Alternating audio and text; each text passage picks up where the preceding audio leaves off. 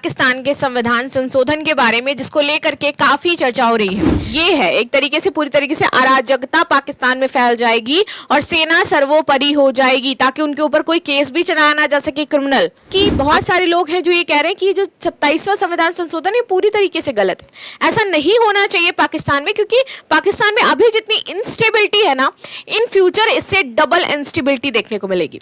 नमस्कार and welcome back to एकाग्र IAS academy. और आज हम बात करने वाले हैं पाकिस्तान के संविधान संशोधन के बारे में, जिसको लेकर के काफी चर्चा हो रही है। चलिए इस पर डिटेल में एनालिसिस कर लेते हैं कि क्या बातें यहाँ पर कही गई हैं। मेरा नाम है प्राची मिश्रा और आप सभी का बहुत बहुत स्वागत है। वीडियो अंत तक जरूर देखिएगा, बहुत इंपॉर्टेंट चीजें मैंने इसमें कवर करी हैं। आप देख रहे होंगे कि पाकिस्तान जब से बना है, there is no stability, there is no any kind of लोकतंत्र जो हमें देखने को मिलना चाहिए। अब यहाँ पर संविधान संशोधन हो रहा है, जिसमें अब ये कहा जा रहा है कि जो सेना है उसको ज्यादा पावर दी जा रही है। चलिए समझते हैं। प्रधानमंत्री शहबाज शरीफ की सरकार जल्द ही संविधान का 27वां संशोधन संसद में पेश करने जा रही है। ऐसा संशोधन जो पाकिस्तान की सत्ता जो संरचना है उसकी बुनियादी रूप से पूरी तरीके से बदल देगी, चेंज हो जाएगा। ये संशोधन अनुच्छेद 243 यानी कि सशस्त्र बलों की कमान से संबंधित परिवर्तन है, जिसमें न्यायपालिका की स्वतंत्रता में कटौती तथा प्रांतीय स्वायत्तता में कमी जैसे प्रावधानों को शामिल किया गया है। अब आप सोचिए, जिस देश की न्यायपालिका स्वतंत्र नहीं होगी उस देश में कैसे लोकतंत्र स्थापित होगा, राइट। आगे आते हैं। विश्लेषकों का मानना है कि ये प्रस्ताव देश के लोकतांत्रिक ताने बाने को कमजोर कर सकता है और सेना प्रमुख फील्ड मार्शल असीम मुनीर के हाथों में सत्ता को और केंद्रित कर सकता है। आगे आ जाते हैं। 27वें संशोधन का सारांश। तो सरकार की प्रस्तावना की प्रमुख बातें अनुच्छेद 243 में, यह अनुच्छेद वर्तमान में कहता है, जो बदलाव हो रहा है उसमें ये वर्तमान में ये कहता है कि सशस्त्र बलों की कमान संघीय सरकार के पास होगी और सर्वोच्च कमान राष्ट्रपति में निहित होगी। प्रस्ताव में एक नया सैन्य पद ऐड किया जा रहा है, that is chief of defence staff CDS सृजित किया जाएगा, जो तीनों सेनाओं थल, नौ और वायु का सर्वोच्च प्रमुख हो, जैसे हमारे अभी CDS होते हैं। इसमें मौजूदा आर्मी चीफ असीम मुनीर को केंद्रीय कमान पर संवैधानिक नियंत्रण मिल सकता है, यानी कि पावर बढ़ाई जा रही है। न्यायपालिका पर नियंत्रण। सर्वोच्च न्यायिक परिषद सुप्रीम कोर्ट को न्यायाधीशों के तबादले की अनुमति बिना उनकी सहमति देने की शक्ति मिल सकती है। लो, बिना उनकी सहमति के तबादला कर दिया जाएगा। ये है एक तरीके से, पूरी तरीके से अराजकता पाकिस्तान में फैल जाएगी और सेना सर्वोपरि हो जाएगी ताकि उनके ऊपर कोई केस भी चलाया ना जा सके क्रिमिनल। अगर उन्होंने कोई क्राइम किया तो उनको सजा भी ना दी जा सके, ठीक है। एक अलग संवैधानिक न्यायालय बनाया जाएगा जहां केवल अनुकूल न्यायाधीशों को संविधान संबंधी मामलों की ही सुनवाई सौंपी जाएगी और ये न्यायाधीश इन्हीं के ही होंगे। आगे आते हैं। इसमें न्यायपालिका की स्वतंत्रता सीमित हो सकती है। संघीय और प्रांतीय संबंधों में बदलाव। सो प्रांतीय बजट और संसाधनों के वितरण में संघीय सरकार को अधिक अधिकार यहां पर दे दिए जाएंगे। शिक्षा और जनसंख्या नियोजक जैसे विषय जिन्हें 18वें संशोधन के तहत प्रांतों में सौंपा गया था, अब फिर से केंद्र के अधीन लाए जा सकते हैं। कार्यपालिका और न्याय व्यवस्था। जिला स्तर पर कार्यकारी मजिस्ट्रेटों की पुनर्स्थापना, यानी कि प्रशासनिक अधिकारियों को न्यायिक शक्तियां यहां पर मिलेंगी। इसे अदालतों पर बोझ को घटाने के नाम पर लाया जा रहा है, लेकिन ये न्यायिक स्वतंत्रता पर प्रभाव डाल सकता है। आगे आते हैं। संशोधन के पक्ष में तर्क। सरकार और उसके समर्थकों के अनुसार राष्ट्रीय सुरक्षा व्यवस्थाएं बदल गई हैं, इसीलिए उनका कहना है कि हम 243 जो संशोधन है वो जरूरी है।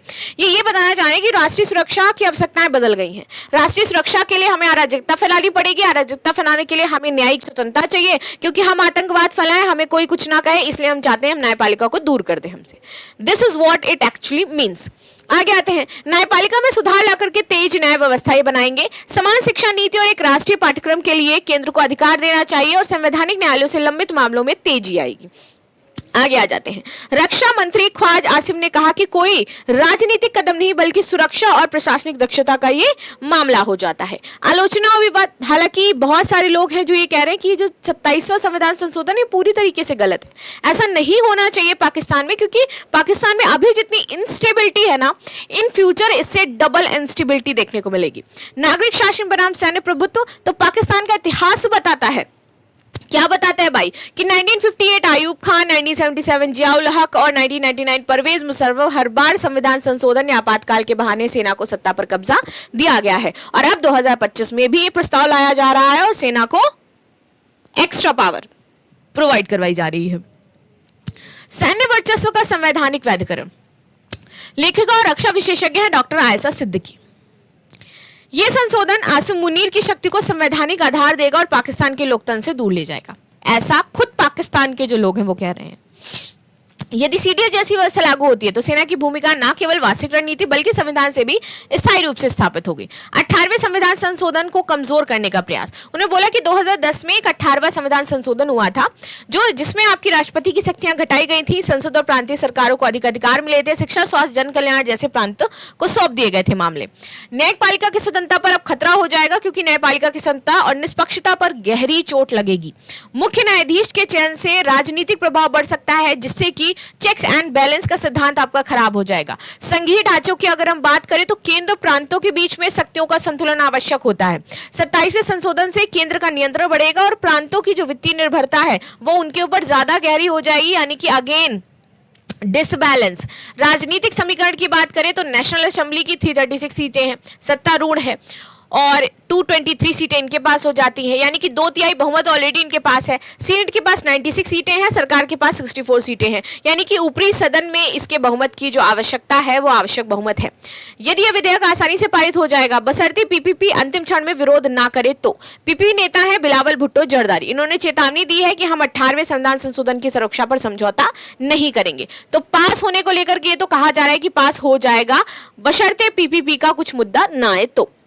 लोकतंत्र के लिए संभावित परिणाम, तो सैन्य और नागरिक नेतृत्व के बीच जो शक्तियों का संतुलन है वो यहाँ पर आपका झुक जाएगा। संघीय प्रांतीय स्वतंत्रता घटेगी, केंद्र बढ़ेगा, स्वतंत्र और जो निष्पक्षता की हम बात करते हैं न्यायपालिका से वो खत्म है, नागरिक शासन खत्म है, हाइब्रिड शासन मॉडल शुरू होगा और लोकतांत्रिक मानकों में पाकिस्तान की जो विश्वसनीयता है और जो विश्वास है वो कम हो जाएगा। विश्लेषणात्मक दृष्टि, यदि यह संशोधन लागू होता है तो पाकिस्तान हाइब्रिड डेमोक्रेसी में कंट्रोल्ड कॉन्स्टिट्यूशनल की ओर बढ़ेगा, जहां संविधान रहेगा लेकिन सत्ता का वास्तविक नियंत्रण नागरिक प्रतिनिधियों के बजाय सैन्य संस्था के पास होगा। That is called the hybrid democracy. इसी को हाइब्रिड डेमोक्रेसी कहते हैं कि आपका कॉन्स्टिट्यूशन कंट्रोल्ड है। ये लोकतंत्र के 3 स्तंभों विधायिका, कार्यपालिका और न्यायपालिका के बीच संतुलन को तोड़ देगा और ऐसा पाकिस्तान के संवैधानिक रणनीति में एक बार 1977 और एक बार 1999 को हुआ था। पाकिस्तान का 27वां संविधान संशोधन केवल एक कानूनी संशोधन नहीं है, ये सत्ता के स्वरूप को पुनर्परिभाषित कर देगा। ये कदम सेना को संवैधानिक शक्ति देने, न्यायपालिका को नियंत्रित करने और प्रांतीय स्वायत्तता की सीमित करने की दिशा में है। इसीलिए इसे एक नागरिक शासन का अंत नहीं, कम से कम लोकतंत्र के क्षरण की शुरुआत कहा जा सकता है। ये संशोधन बिना पारदर्शिता और व्यापक सहमति के पारित होगा तो पाकिस्तान एक बार फिर उस रास्ते लौट जाएगा जहां पर वर्दी संविधान से ऊपर हो जाएगी। And this is the main issue कि वर्दी संविधान से ऊपर है पाकिस्तान में। आपका क्या कहना है इस मुद्दे पर जरूर बताएगा। मिलते हैं नेक्स्ट क्लास में, तब तक के लिए धन्यवाद। लाइक शेयर सब्सक्राइब करना बिल्कुल ना भूलें and thank you so much.